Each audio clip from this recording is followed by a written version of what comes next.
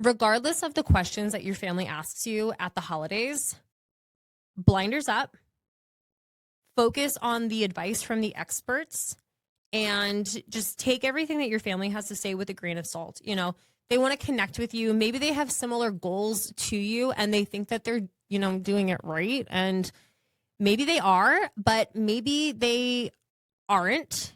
And it really doesn't matter what they're doing for themselves. What matters is you are taking control of achieving the results that you want. Get in, losers. We're going lifting.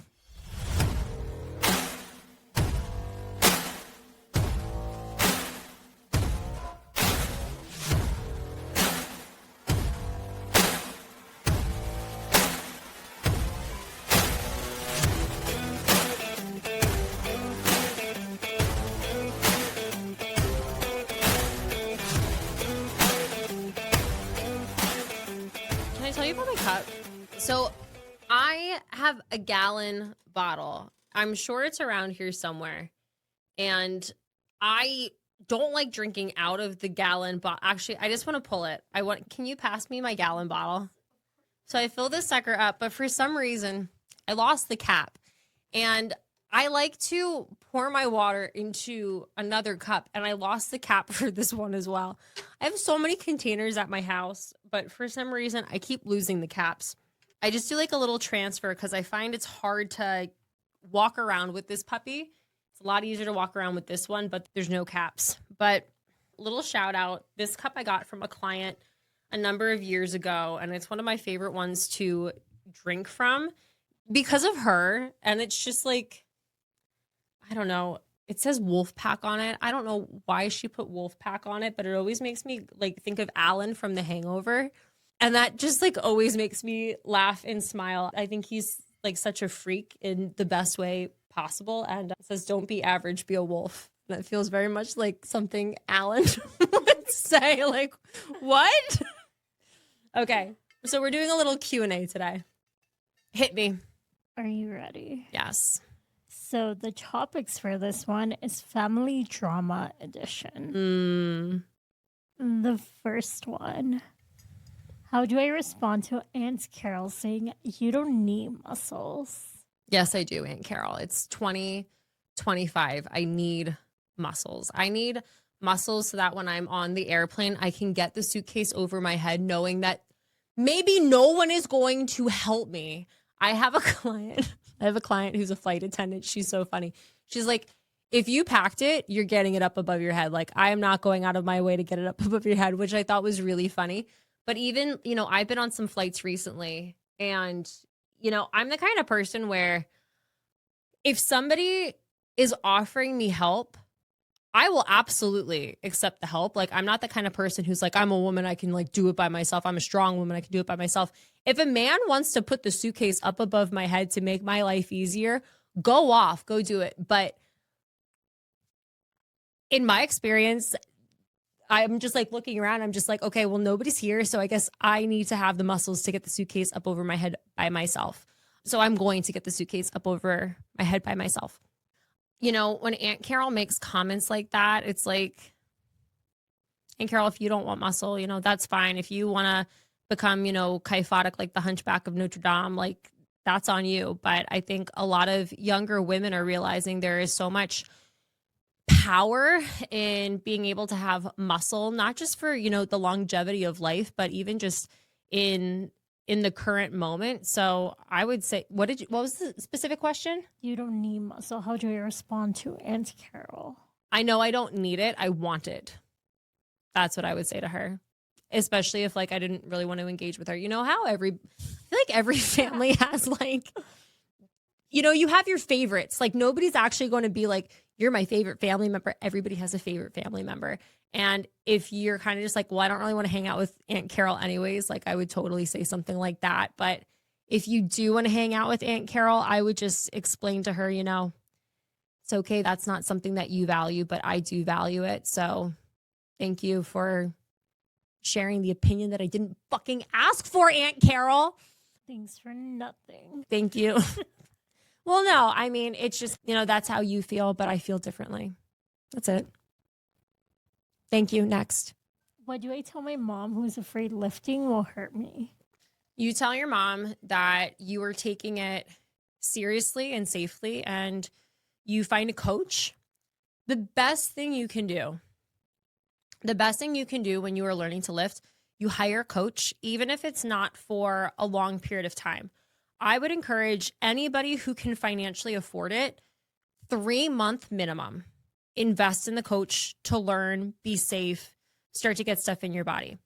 That's the best thing you can do. If you can commit to longer, even better. Like the clients that I've had who have made the most success, they commit to private training for a few years and then they graduate on to something like just programs or check-ins or things of that nature. I have some people who have been with me for a long time. Like I still have clients who initially started with me virtually in 2020 and we're still training together like weekly.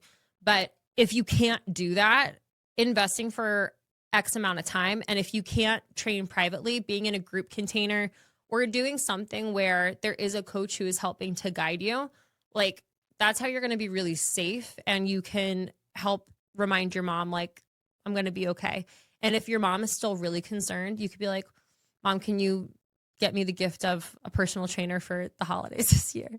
Or maybe you ask your mom to like go and train with you so she can realize that like these fears that she has are just there because she doesn't know anything different and she hasn't worked with a trainer herself and she doesn't have the education to understand that this is not going to be something that will be harming her daughter. This is something that's going to be empowering her daughter. So long as her daughter is learning how to do things correctly instead of just trying to save a dime. How do I handle family saying, I already look fine? Be like, damn straight I do. Damn straight I do. But I want more for myself. And there's nothing wrong with wanting more. How do I explain tracking food without sounding obsessed during the holidays? Mm-hmm. Okay. Anything can be obsessive. Anything. It all comes down to how you're doing it, why you're doing it, and not being crazy rigid. I have a client and he just started tracking macros this past week. And I told him, I was like, you know, typically this is not something people start doing during the holidays. Please do not feel any pressure to do anything like this on Thanksgiving itself. And he was like, yeah, I don't think I'm, going to bring my food scale to Thanksgiving dinner, which is fine. But it's also okay. Like if you are in a season of a deficit, or if you have a very specific goal where it's like you really can't miss a day and you bring a food scale, like I wouldn't judge you. But I think a lot of people, especially people who have had eating disorders or disordered eating patterns over the years, can get triggered by something like that because they have yet to experience how this can be a very empowering and freeing tool versus a restrictive one. Like for me, once I started weighing food, I was realizing, oh, I can actually eat a lot more than I thought I could. So that's just one of those things that not everybody understands until they get to experience it for themselves. But I do think it's important that during the holidays, you're not crazy rigid. Like, if you don't get to weigh your stuffing, like it's okay, no dead babies. Like it is just a moment in time. But what was the question specifically? How to explain tracking to someone without sounding obsessive. I think the big thing for people to just kind of understand with the tracking piece, it's not about restricting yourself. It's about honoring the goals that you had for yourself and being able to follow through to the best of your ability because you have these numbers, these targets that you were trying to fill up versus trying to restrict what it is you're trying to eat. So I think when you can kind of frame it to people in the sense of, this is helping me to achieve my goals. This is allowing me a sense of freedom. This is allowing me the ability to potentially, eat more of the things that I know I need to eat in order to achieve my goals. People will see it in a different way. And if some people are just like, oh my gosh, there's something wrong with you, you are probably triggering something in them. And that's a them thing. That is not a you thing. This isn't connected to a family thing per se, but when I first got into the online space, I was not talking about aesthetics. My whole fitness thing really was predominantly about, how to train hardstyle kettlebell technique. It was really focused on strength. And then I started evolving and I started talking more about, ditching all or nothing and being flexible and focusing on a growth mindset. And, I continue to talk about kettlebells and strength, and I love all of that stuff so much.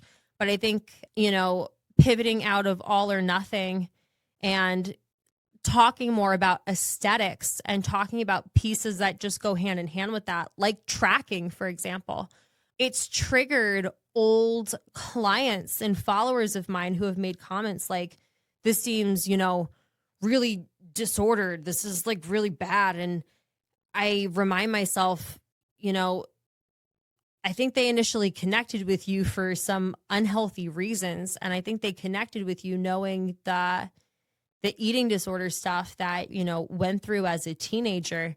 And for some people, if you have yet to do that healing work for yourself, it's really hard to see other people evolving and doing things that, you still don't have the perspective to realize, okay, this isn't obsessive. This can be healthy. This can be freeing.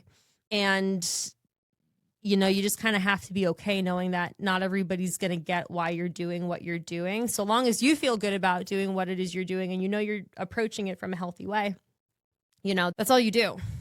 Short answer. I just like struggle with the short words. I struggle with the short answer. I'm doing this to empower myself with the goals I have. I'm not doing it to be obsessive. I'm doing it to achieve what it is I set out to do. I think that's it. What if someone's asking about tracking, not as why are you tracking, but how can I track?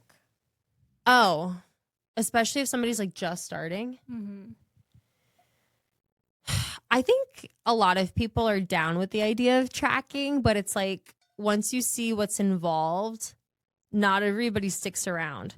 But I think one of the best things, like when I have somebody who's asking about tracking for the first time, okay, start writing down everything that you're eating. Just write it down. You don't have to input numbers anywhere. Just write down what you're eating. Can you do that? That's like where it starts. And then the final question. Okay. What do I say when they tell me to just tone with light weights? That's not how you tone. That's like such an easy one to shut down because it's science. Like if you want to use light weights and, do high reps, you are increasing your body's, what's the word I'm looking for? I'm looking for something more than muscular endurance. That is what you are looking to increase. If you want toned arms, if you think my arms are toned, like this comes predominantly from working in an 8 to 12 rep range for a minimum of 3, if not 6 sets, focusing on compound exercises. This does not happen from light weights. That's it. Doesn't work that way, Aunt Carol. Doesn't work that way, Mom. If I want defined arms, then I need to lift something that is going to be challenging in the right rep range. And to achieve that kind of a result, the stimulus needed is going to come from focusing in on hypertrophy. It's going to come in from building muscle. I don't know where the misconception of like getting toned arms came from, these light weights. This is toned arms. You're building muscle and you have a low enough body fat percentage to reveal it. It's the combination of lifting predominantly for hypertrophy, the 8 to 12 rep range, and having a low enough body fat percentage. For some people, that is going to require a short-term deficit, or there might be cycles of short-term deficits over the course of, a few years. And for other people who already have relatively low body fat percentages, it just comes down to building muscle by strength training in that rep range and eating enough protein and carbs to help build that muscle. But For anybody who's just like, yeah, just light weights, high reps to tone your body, that's not how it works. That's it. Shut it down. That's not it. Regardless of the questions that your family asks you at the holidays, blinders up, focus on the advice from the experts, and just take everything that your family has to say with a grain of salt. They want to connect with you. Maybe they have similar goals to you and they think that they're, doing it right. And maybe they are, but maybe they aren't. And it really doesn't matter what they're doing for themselves. What matters is you are taking control of achieving the results that you want. And the best thing you can do is, love your family for where they are at, but keep all of the advice and the action steps coming in from the experts who actually know what they're doing to guide you to achieving the results that you're going after. Thanks for tuning into today's episode of the Dangerous Woman podcast. If you're just tuning in, make sure to follow us on YouTube.